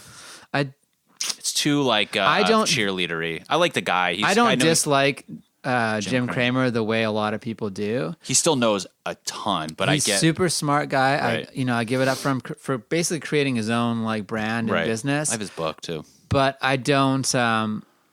It's just not the way I think. It's just too rapid fire. Sometimes I just get worried that it's like any like blog or whatever with like stocks or companies where they're like, they know there's so much influence there that he can swing, like he can oddly like be like, yeah, buy this, and like it might do. I don't think he does stuff. I think he's a good guy. Think? Yeah, okay. Yeah. I think he's a good guy he's doing the best he can with like something that's super volatile, and he has to comment on it every day. Right. So like that's hard. Yeah, that is pretty tough. Yeah. I think, but McDonald's, I just like the company. Starbucks, I feel like I just missed the boat. Is it getting better again? Like I've never watched that stock once, so I try not to like just willy nilly. Yeah, I mean, full disclosure, I own Starbucks. This is a company I've followed for a long time. Really, it's a great company. I think I think they're doing awesome. I mean, the mobile pay right now it's like $73 a share.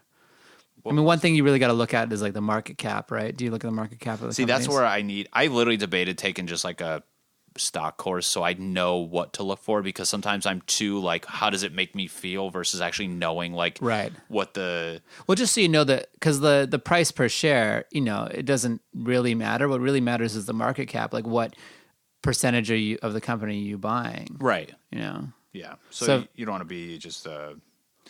that's the stuff where I wish... I watched like a million YouTube videos on just like reading the EMA and all the stuff like that. But that's like moving averages. That's and like stuff. That's bullshit. That's such bullshit. Yeah, because I've never tried a day trade, but I've like watched those videos, and I'm like, I love watching the videos from like those day traders like a month prior on their predictions, and then I go look and see what actually happened, and they're never right, and you're just like, you're so full of shit. Like you get lucky, even like. That just seems nerve-wracking to put like X amount of dollars on this thing because... It's gambling. You think you see a trend. I go, there's no trend in stocks. There shouldn't even be a chart. There's a trend like on a roulette table, It's exactly. Like black, red. It's equivalent to that. So you're like, oh, well, obviously, I get you could take advantage of earnings, buying on a dip, bad news. No, but it's like chart patterns, like the double-headed moose pattern. Yeah, like sell on. It's just dumb. No, but nothing scares me more than when like a friend of mine calls me and he's like, "Yeah, I'm thinking about starting a day trade." I'm like, "No, you're gonna lose everything. Yeah, you're gonna lose all your money, and like you were literally like the worst kid in school. Like, what makes you think? What edge do you have here?" Do you ever do options or anything like that? I do like leaps, like long dated options. I've never done that. Stock replacement. Are options like a little more? I don't even say like you have more control, but like it seems like people can make good money on doing options. Well, it's a much more leveraged bet. So like if you do like a long option, right? You're putting a little bit down and owning a lot more stock potentially, but there's an expiration date, so you have to be right within the time period. So like the point of an option is like, say you're going to say this stock trading at $50 a share in 2 months is going to be trading at $45 a share. Right. Now, how do you say, and then you make the difference? The price you're paying for the option depends on how close to that $45, like the strike price. And then you're paying there's a difference involved. I tried watching a video and I could not I kind of got it. I get the idea of like you're betting. You're like, you're saying it's going to be here when it's there. And so if you want to bet for like an option strike price at 30, that's going to be more expensive than a strike price at like 40 because you're going to capture less of the difference. Right. Because when that option comes due, you're going to sell the option and you're going to capture essentially the difference minus what it costs to buy the option. Right. So I did a few times like some long dated options for stocks I wanted to buy and kind of have a leveraged position. Right. I did do some. I've never done like options to go short. Right. But I'm not really like a short guy. I don't watch. I feel like you have to be refreshing your computer, or watching, or know enough about the stock where. Here's the thing about shorts. Like a stock can only go to zero. Technically, you can lose infinite amount of money with a short because the stock can go up a lot, right? Right. Yeah. Like you can buy a stock at 50, it goes to zero. You short a stock at 50, it could go to 250. And then you're fucked. You're out 5 times your money. That's insane. Yeah, I don't know. Yeah. So I'd rather take the approach of like, at least I can research a company. I don't think I'm ever going to find like the next like Amazon unless I just get blatantly lucky. But I tell myself like, I'm comfortable investing in stocks of companies that are just good companies that I know I'm not going to lose my money. Like an Apple. Like, and as long as you dollar cost average it, like you don't put it all in on like this Tuesday, I believe, is the final price. No. But, you put in a little bit now. If it goes down, you can buy a little bit more. Right. Like I use those chunks and I try to like just I try to diversify my portfolio where it's like I'm not all tech stocks or I'm not all this. Right. But it's also companies that I feel like I can not look at my E-Trade for a year and it's a great company that in a year it's going to be something. Yeah. Like granted the last year's been like if I don't check my portfolio for a week, I'm not like losing sleep over I only it. check because it's just when I'm bored at work. It's just fun to like research and look at other things and reminisce of when I was actually up a good amount of money. But God, Altria used to be trading at like $77 a share. Yeah, it's gonna. I think it'll get back up better, but I don't think it'll. I don't know. Like it's such a. If anyone could predict it, it's just you got to be buying value. Like, are you buying the company for less than what you think it's worth, or not? That's the only real question. If you could break it down to one question, it's like, are you buying something for less than its value, or are you buying it for more than its value? And sometimes, if you're paying up for more than its value, is the growth, the long-term growth of like something you think it'll be fast, worth it, like a Netflix, going to make it worth it? Right. Yeah. Like Netflix is expensive, but like they're on a trajectory to really take over the world. Dude, it's such like I dumped a fat chunk of money in that not recently, probably like a year ago, but that one, I don't care what Disney comes out with. I don't care, they just came out their streaming thing. I'm like, have it. I go people can have Netflix and Disney. That's why they're both Netflix is a name brand too. It's a name brand for people of a generation below us in a way that we don't even fully understand. Oh my God. Like, not to mention like they just, I'm not going to act like I know everything, but like they're starting to go into like Europe, Asia. Like that's absurd. Yeah. So I'm not going to dump a ton. Like I have a good amount in there and I think it can become something. And maybe if it starts taking off, I'll invest more. But I think for what I have in there now, I'll, was I just like, fuck. I was like walk out the door talking. That's one I can see myself putting more in, and I almost did, but I was like, let it, Yeah, it had a big pullback. Huge. Yeah. It was. I sold it, made money, and then it dipped down a lot, and I kind of bought. I did that cool move where you sell it, it dips down, and you buy it again, but it was not like enough where I'm like, I know what I'm doing. It was more like just luck. But and I'm not one to like. Anytime I've sold and traded, it never like pans out the way you got to pay taxes on your gain. Yeah. And it's I would invest in your retirement. Do you have a retirement plan at work? Yeah, so that's just money. I don't even know what the hell it's doing. I haven't had an aggressive whatever, is it a mutual fund or something like that? I don't even know what the hell one it is. It's through Fidelity. I literally just call them. I go, give me the most. It's one where it's aggressive and it gets more conservative over time. Okay. So it's just like a target date fund or something. Yeah. So, like, so if there's a year in it, like 2050 is a target date fund. So yeah, exactly. So it'll start to get, the older I get, the more conservative, but it takes out a good chunk. It's just money so that's another thing where I'm like, at least you're doing it. I mean, most people don't put any money. It scares me. Some of our friends in this business, I'm worried about because they're at a position where they do take the risks of like, I'm going all in on this comedy thing and I really hope it pans out. But like, God, I tell people, I'm like, you need to like be serious about this. And like, not to spill her beans, like my ex-girlfriend, like, I'm like, you can get a job and get insurance and get a retirement and still do this. And some people are just so reluctant sometimes. So like, want to like, they feel like they're giving up. And I'm like, I do it. You don't feel like you're giving up. You need to like be realistic with yourself, where I'm like, when you're 45 and shit hits the fan and you can't do this for whatever reason. Or you still don't have health insurance. It's like, what? I don't even want to, like, I'm like, God forbid some shit happens to these people that I know who like, you know, not everybody, like they have this like, oh, whatever the free health insurance is and stuff. And I'm like, man, I go, that aside, you need a retirement plan because you don't want to be working when you're 75. It's just going to be sad as hell. So. But even like, it's easy to get rich. Well, not easy, but it's much easier to get rich over time than it is all at once. Yeah. But like you that money is just compounding and growing, and then you'll wake up one day and have like a good little nest egg. I've told, and I even like, you know, my ex and like some people where I told her, I was like, please, when you save up this amount of money, please just give it to me. And I was going to start her an E-Trade.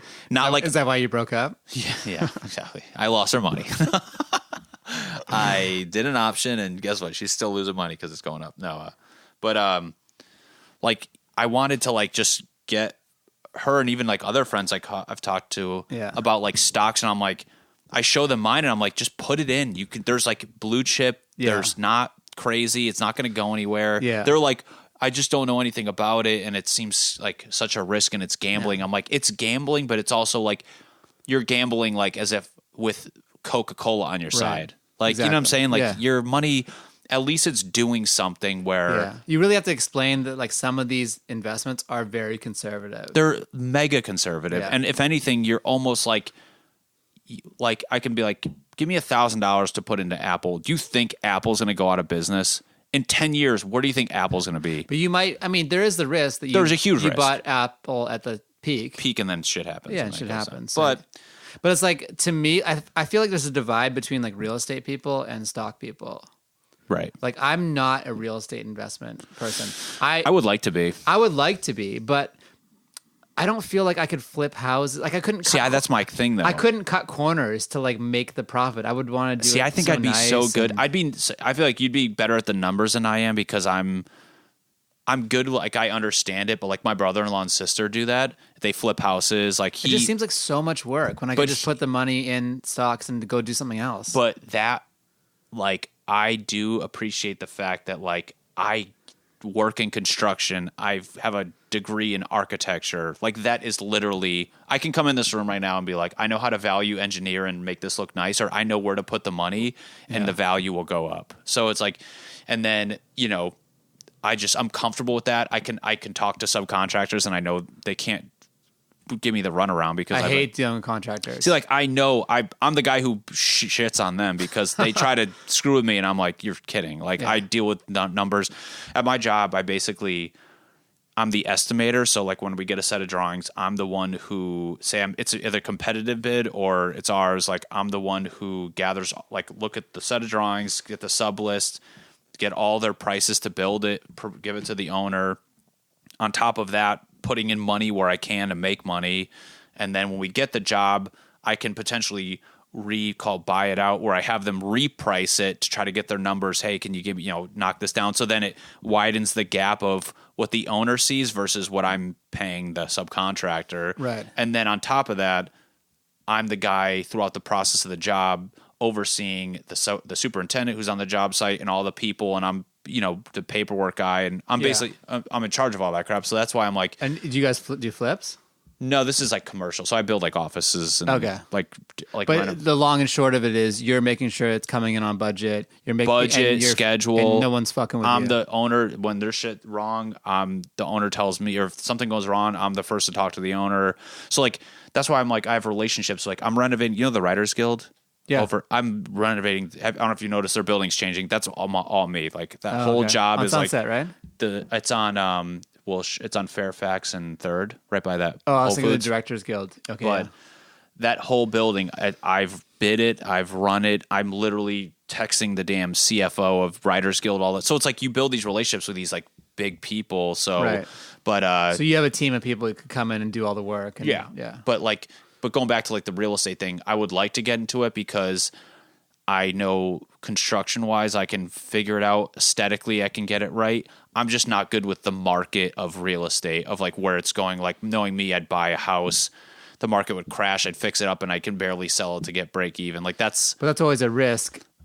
There's a risk in it. It's always a risk on an individual project. On a series of projects, the risk is limited. But like, that's my goal. Like, there's also carrying costs. There's like, Like I know I can like just get, if I bought a house, my whole goal, I looked at like a house in like Encino, but if you're a first time buyer, and it's a fixer upper, they're not going to give you enough. They're not going to give you a loan. You're going to basically, that's why these people buy it cash, because these banks would never give me a loan to go into some foreclosed piece of shit. Because for whatever reason, the real estate guy's like, that doesn't happen. So that's why half these people who flip houses are just giving straight cash to buy it and then do other things. But my goal is like, it increases their margin too, because they can lowball on a cash offer. Hell yeah. But my thing is like, I would 100% live in a house that's maybe a piece of shit, but like each project, this room, I can, Christ, for all I know, I can tell these subcontractors at my job during the day want my work so bad. I get gifts. I get brought out to lunch. Yeah. Christmas time, I'm getting bottles of vodka, like dinners. You're doing big commercial projects. Not like huge, but like anywhere from like 100,000 to 2 million. Right. You know what I'm saying? Which is a good commercial project. It's a good thing. You got to look you're at not doing like a $15,000 bathroom. Like you're doing. Hell no. I don't do that shit. But like, I can see real estate being something. I think this was amazing. Productive. Super productive. We covered a lot of ground. It's been 30 minutes. It's been an hour and 47 minutes. Wow. It's a good podcast. It's a good podcast. Very informative. I feel like people are going to... What do you post this on? Well, I'm doing 10 episodes, and then I'm going to start... Oh, you didn't do it yet? No, this is number 3. That's awesome. Yeah. Oh, hell yeah. I'm excited. I was wondering. I was like, I didn't even know you did a podcast. Yeah, now you know. Did you even press record? I was saying, oh, fuck. That would be the worst. But I was a sound engineer for a long time in a studio. Awesome. So I worked with artists and bands. This is awesome setup. This stuff is like not cheap too. No, like, super cheap. This is like $100. This is $340. This is like a $600 setup plus a camera. That's a good amount. For some people, like when I went to do mic shopping, did I take a picture? I have the one where it's like the arm. Oh, I have a video. This is about the cheapest you can do it, right? Without I'm doing it. See, you have it good where you have But I just know, like, there's... This is like my setup where I have my camera, the lights behind me, and then I have my... It's like a damn compressor mic. This sounds way better. But like like me, I'm like, I don't care about quality yet. Let me get the content out there and get people on board, and then I'll be more worried about upgrading when a lot of it's post-processing too, just knowing how to like level it out. And I notice that too, if like on my I have GarageBand, which I don't really know much I'm doing, but like I can mess with the levels and stuff. Where my mic, I notice there's a little bit when I'm talking, you hear a background fuzz. So like as it's picking up my voice, you kind of hear like a little but I'm like, I think you might have the gain staging off. What's your mic going into? A phantom thing. A phantom powered like a compressor? Yeah, and then from there it goes... Into what? I think my computer. Okay. But I could take a picture of it. It's that thing. I don't know. I have a levels board, so I think it goes from... and I have such a hard time setting it up, but I think it goes from the mic to 1, and then the cord from this to that, and that to that. Well, I mean, like whenever... Like this is a very basic setup because it's like mic here, volume here... It goes from analog to digital in here. It goes onto a chip. You take the chip, you put it in the computer. See, that's awesome. If you have multiple pieces of equipment, the volume, you have to make sure the gain staging, which is like the volumes on the different equipment, aren't set incorrectly relative to each other. Not necessarily contradicting, but like you don't want one to be low and then the other one's making up for it being low. Right. Because then you'll start introducing noise. Yeah, I get that. It's like when you're when you have Bluetooth where... If you have... That's exactly it. And it's too low, and then you're blasting it on your... Yeah, your car is cranked up. And it just sounds like shit. Yeah, and you're like, what's going on? So that's probably happening, or... It sounds good now, and once I recorded it, it sounds all right, and then with my camera, and I try to, like... I'm biting off of all these people now where they do, like... my goal is to just record it and get, like, a clip and put it on Instagram and have it be a funny clip about me talk about motorcycle. You know what I'm saying? Like... Yeah. Anyways, this was great. I appreciate you. Well, thanks for coming to the It's Show Business What's your podcast. Play Out music?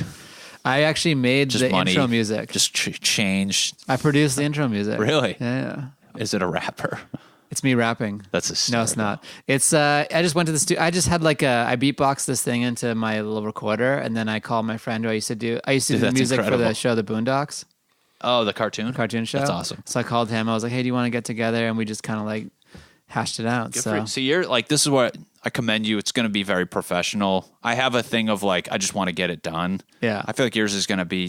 You're going to put this on. Is that recording too? No, I started doing like a 2-camera setup, and then I was like, I think the quality's too different. One's going to capture it fine. Right. I just felt like it was a weird thing to have you there with like the white background. Does this look like, are we both in this right now? Yeah, we're kind of like you're in one side, I'm on the other. Right. Yeah, hopefully, because I don't know why I turned this. Just getting a wall the whole time. Even like I like audio podcasts. I'm totally fine with it. Like I don't need a lot of video. I think they're just the video. Like you can chop out a part of this and put it on your Instagram. But some people only watch podcasts on YouTube. I like to watch that. It's the same thing as the audio version. I just like watching the people because you never see like this thing. Yeah, those little They're moments. Not going to catch the you can't explain the hands. But yeah, well, this has been great, man. Let's go get some sushi, dude. Seriously, all right, I'm down. Later.